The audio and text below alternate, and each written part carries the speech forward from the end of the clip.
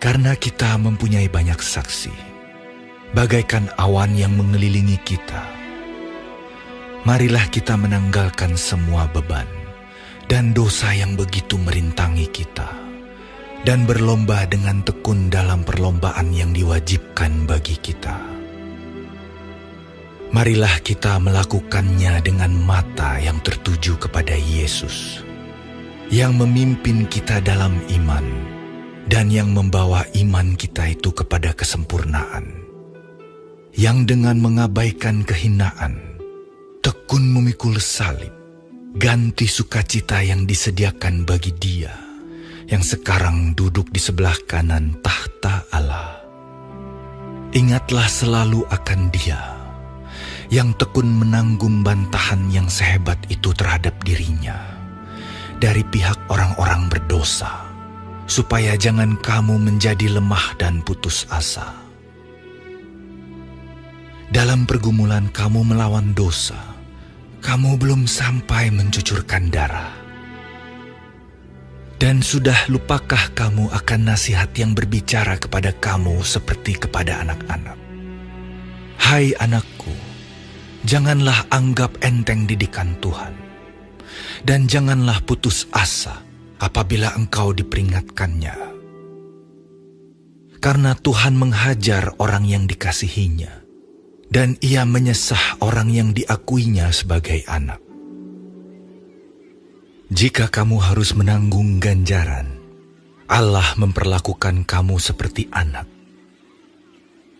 Di manakah terdapat anak yang tidak dihajar oleh ayahnya? Tetapi, jikalau kamu bebas dari ganjaran yang harus diderita setiap orang, maka kamu bukanlah anak, tetapi anak-anak gampang. Selanjutnya, dari ayah kita yang sebenarnya kita beroleh ganjaran, dan mereka kita hormati. Kalau demikian, bukankah kita harus lebih taat kepada Bapa segala roh, supaya kita boleh hidup? Sebab mereka mendidik kita dalam waktu yang pendek, sesuai dengan apa yang mereka anggap baik. Tetapi Dia menghajar kita untuk kebaikan kita, supaya kita beroleh bagian dalam kekudusannya. Memang tiap-tiap ganjaran pada waktu ia diberikan tidak mendatangkan sukacita, tetapi duka cita. Tetapi kemudian ia menghasilkan buah kebenaran yang memberikan damai kepada mereka yang dilatih olehnya. Sebab itu, kuatkanlah tangan yang lemah dan lutut yang goyah, dan luruskanlah jalan bagi kakimu, sehingga yang pincang jangan terpelecok, tetapi menjadi sembuh. Berusahalah hidup damai dengan semua orang, dan kejarlah kekudusan, sebab tanpa kekudusan tidak seorang pun akan melihat Tuhan. Jagalah supaya jangan ada seorang pun menjauhkan diri dari kasih karunia Allah, agar jangan tumbuh akar yang pahit, yang menimbulkan kerusuhan, dan yang mencemarkan banyak orang. Janganlah ada orang yang menjadi cabul, atau yang mempunyai nafsu yang rendah seperti Esau, yang menjual hak kesulungannya untuk sepiring makanan. Sebab kamu tahu bahwa kemudian ketika ia hendak menerima berkat itu, ia ditolak, sebab ia tidak beroleh kesempatan untuk memperbaiki kesalahannya, sekalipun ia mencarinya dengan mencucurkan air mata. Sebab kamu tidak datang kepada gunung yang dapat disentuh, dan api yang menyala-nyala, kepada kekelaman, kegelapan, dan angin badai, kepada bunyi sangkakala dan bunyi suara yang membuat mereka yang mendengarnya memohon, supaya jangan lagi berbicara kepada mereka. Sebab mereka tidak tahan mendengar perintah ini. Bahkan jika binatang pun yang menyentuh gunung, ia harus dilempari dengan batu. dan sangat mengerikan pemandangan itu, sehingga Musa berkata, "Aku sangat ketakutan dan sangat gemetar." Tetapi kamu sudah datang ke Bukit Sion, ke kota Allah yang hidup, Yerusalem sorgawi, dan kepada beribu-ribu malaikat, suatu kumpulan yang meriah, dan kepada jemaat anak-anak sulung yang namanya terdaftar di sorga, dan kepada Allah yang menghakimi semua orang, dan kepada roh-roh orang-orang benar yang telah menjadi sempurna, dan kepada Yesus, pengantara perjanjian baru, dan kepada darah pemercikan, yang berbicara lebih kuat daripada darah Habel. Jagalah supaya kamu jangan menolak Dia yang berfirman, sebab jikalau mereka yang menolak Dia yang menyampaikan firman Allah di bumi tidak luput, apalagi kita, jika kita berpaling dari Dia yang berbicara dari sorga.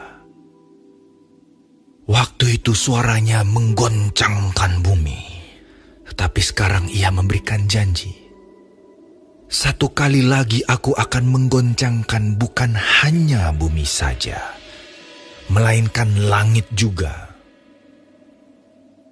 Ungkapan "satu kali lagi" menunjukkan kepada perubahan pada apa yang dapat digoncangkan, karena Ia dijadikan supaya tinggal tetap apa yang tidak tergoncangkan.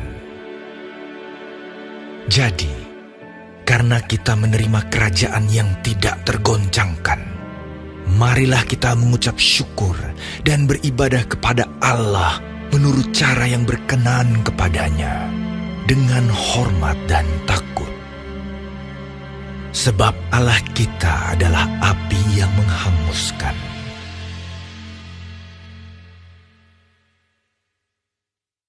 Shalom saudara-saudaraku yang kekasih di dalam Kristus Yesus. Puji Tuhan kita masih hidup sampai hari ini. Dan terima kasih kepada Tuhan kita dapat mempelajari firman Tuhan dari Ibrani 12. Tuhan Yesus memberkati.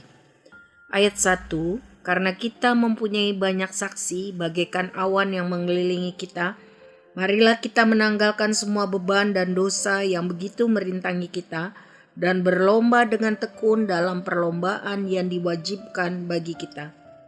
Yang dimaksudkan dengan perlombaan adalah ujian iman, dan ini berlaku seumur hidup kita di dunia ini. Perlombaan iman ini, ujian iman ini harus dilaksanakan dengan tekun, sabar, tabah. Cara untuk mencapai kemenangan sama dengan yang dipakai oleh orang-orang kudus yang tercatat dalam Ibrani 11. Jadi harus maju terus sampai titik akhir kehidupan. Perlombaan ini harus dilaksanakan dengan membuang beban dosa yang menghalangi, menghambat kecepatan kita, dan fokus hati pikiran kita hanya kepada Yesus Kristus. Sebab Ialah teladan, ketaatan, ketabahan, kesetiaan, kerendahan hati. Ya, perlombaan iman ini harus dilaksanakan dengan kesadaran bahwa bahaya yang terbesar yang menghadang kita adalah pencobaan untuk kita menyerah lagi, jatuh lagi, hidup di dalam perbudakan dosa. Di ayat 2 dicatat, marilah kita melakukannya dengan mata yang tertuju kepada Yesus yang memimpin kita dalam iman dan yang membawa iman kita itu kepada kesempurnaan, yang dengan mengabaikan kehinaan tekun memikul salib, ganti sukacita yang disediakan bagi Dia yang sekarang duduk di sebelah kanan tahta Allah. Dalam perlombaan iman, dalam ujiannya, kita harus mengarahkan pandangan hanya kepada Kristus, sebab Yesus Kristuslah teladan dari kepercayaan yang sungguh penuh kepada kehendak Bapa. Teladan dalam penyerahan, ketaatan yang sempurna. Teladan untuk kuat mengatasi pencobaan dan penderitaan, tetap tabah, tetap setia. tetap bersukacita, dan akhirnya tuntas menyelesaikan semua tugas yang dipercayakan kepadanya. Dan Kristus Yesuslah sumber kekuatan, kasih, kemurahan, pertolongan, dan karunia. Ayat 5, dan sudah lupakah kamu akan nasihat yang berbicara kepada kamu seperti kepada anak-anak? Hai anakku, janganlah anggap enteng didikan Tuhan, dan janganlah putus asa apabila engkau diperingatkannya. Perhatikanlah beberapa hal mengenai didikan Tuhan atas orang-orang percaya melalui kesukaran dan penderitaan hidup yang Tuhan izinkan. Semuanya itu, yang pertama, merupakan tanda bahwa kita anak Tuhan. Yang kedua, merupakan jaminan kasih dan perhatian Tuhan pada kita. Itu di ayat 6. Yang ketiga, didikan Tuhan memiliki dua maksud. Supaya kita akhirnya tidak ikut dihukum bersama-sama dengan dunia, dan supaya kita dapat mengambil bagian dalam kehidupan yang kudus. Tetap hidup dalam kesucian, karena tanpa kekudusan dan kesucian kita tidak mungkin melihat Allah. Di ayat 10, 11, dan 14. Nah, untuk menghadapi didikan Tuhan ada dua kemungkinan. Yang pertama, tetap bertahan walaupun sukar. Tetap mau dipimpin Tuhan, tunduk kepada kehendak Tuhan, tetap setia kepada Tuhan. Dan hidup sebagai anak-anak Tuhan, orang-orang rohani. Walaupun susah, tapi tetap menjaga hidup kudus di hadapan Tuhan. Dan akhirnya akan menuai kebenaran dan kemenangan. Sedangkan yang kedua, mengalami didikan Tuhan akan menganggap ringan, akan memberontak bahkan. Akhirnya murtad. Di bawah kehendak Tuhan kesulitan mungkin saja ada. Itu diakibatkan karena perjuangan rohani melawan iblis, atau untuk ujian memperkuat iman kita, atau karena akibat perbuatan kita sendiri, pekerjaan kita sendiri. Tercatat di dalam Matius 7 ayat 24 sampai 27. Atau Tuhan izinkan untuk kita punya banyak pengalaman, bisa bersaksi, menghibur, menguatkan saudara-saudara seiman lainnya. Dan agar kita bisa menyatakan tentang kasih dan kuasa Kristus. Jadi yang mana? Tapi apapun penyebabnya, mari di dalam segala bentuk kesusahan hidup, kita harus tetap mencari Tuhan. Kita harus memeriksa, mengevaluasi kehidupan kita. Kita meninggalkan segala sesuatu yang disebut dosa dan bertentangan dengan kekudusan Tuhan. Kita berhikmat menjalani kehidupan ini. Jangan karena kebodohan dan kurang hikmat, maka kita menjadi susah.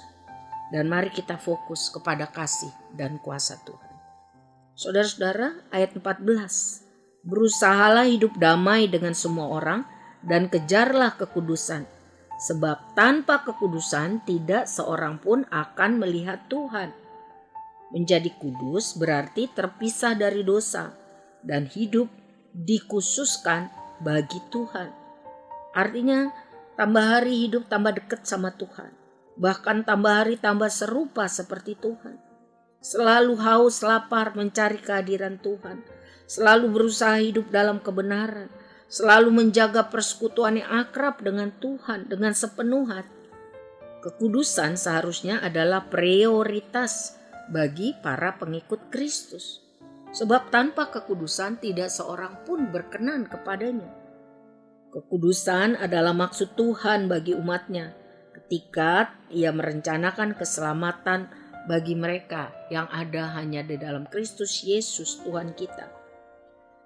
Kekudusan adalah maksud Kristus bagi umatnya ketika Ia datang ke bumi ini. Supaya yang percaya kepadanya tidak binasa, melainkan beroleh hidup yang kekal. Kekudusan adalah maksud Kristus ketika Ia menyerahkan dirinya di salib bagi orang yang percaya. Kekudusan adalah maksud Tuhan ketika Ia menjadikan kita ciptaan baru dan memberi Roh-Nya yang kudus sebagai mentor kepada kita yang percaya. Tanpa kekudusan tidak seorang pun dapat berguna bagi Tuhan. 2 Timotius 2 ayat 20 dan 21. Tanpa kekudusan tak mungkin kita bisa akrab, dekat, bersekutu dengan Tuhan. Mazmur 15 ayat 1 dan 2. Tanpa kekudusan tak seorang pun dapat melihat Allah. Ayat 14. Ayat 15. Jagalah supaya jangan ada seorang pun menjauhkan diri dari kasih karunia Allah, agar jangan tumbuh akar yang pahit yang menimbulkan kerusuhan dan yang mencemarkan banyak orang. Akar pahit yang dimaksudkan di sini adalah sikap hati yang penuh dengan kebencian, kemarahan yang mendalam, dendam, tidak mau melepaskan pengampunan, menolak didikan Tuhan, tidak mau patuh dan rendah hati terhadap kehendak Tuhan. Sikap kepahitan ditujukan kepada orang-orang dalam kehidupan yang menyakitkan hati, yang terus-menerus mengecewakan. Sikap ini jika dipelihara menjadi akar pahit akan menyebabkan hidup menjadi tercemar bagi orang tersebut. Dan kepahitan ini membuat orang tidak bisa datang kepada Tuhan di dalam doa. Bahkan kepahitan dapat menyebar, mencemarkan banyak orang, menghancurkan hidup kudus, dan tidak dapat bersekutu atau melihat Tuhan. Jadi bahaya. Mari kita berdoa sama Tuhan, minta kemampuan daripada Tuhan, supaya kita bisa melepaskan pengampunan kepada orang-orang yang menyakitkan hati kita, tidak menghargai kita, membalas kebaikan dengan kejahatan. Mari kita bilang, Tuhan, tolong saya supaya saya rendah hati dan patuh terhadap kehendak-Mu. Kalau saya hidup untuk Kristus, menghasilkan buah-buah yang baik, sehingga kalau saya mati, saya beruntung. Amin. Ayat 18 sampai 25 mengenai situasi yang mengagumkan yang terjadi saat pemberian hukum Taurat tercatat dalam Keluaran 19. Dan keistimewaan Injil Kristus. Jadi akibat meninggalkan Injil jauh lebih mengerikan daripada akibat menolak hukum Taurat. Itu maksudnya. Jadi kita harus percaya, taat dan setia kepada firman Tuhan. Ayat 26 sampai 29 mengenai menggoncangkan bumi, peringatan supaya jangan menolak Tuhan. Suatu hari kelak Tuhan akan meruntuhkan dunia ini, menggoncangkan alam semesta ini hingga hancur. Bumi ini tidak kekal, akan dibinasakan oleh api dan digantikan dengan langit baru dan bumi baru, seperti yang tercatat di dalam Wahyu 20 ayat 11, Wahyu 21 ayat 1. Jadi satu-satunya yang akan bertahan yaitu kerajaan Allah. Dan orang-orang yang percaya kepada Tuhan Yesus akan tinggal di dalam kerajaan Allah. Marilah kita percaya, taat dan setia setiap hari sampai akhir kehidupan kita. Upah besar sedang menanti. Tuhan memberkati.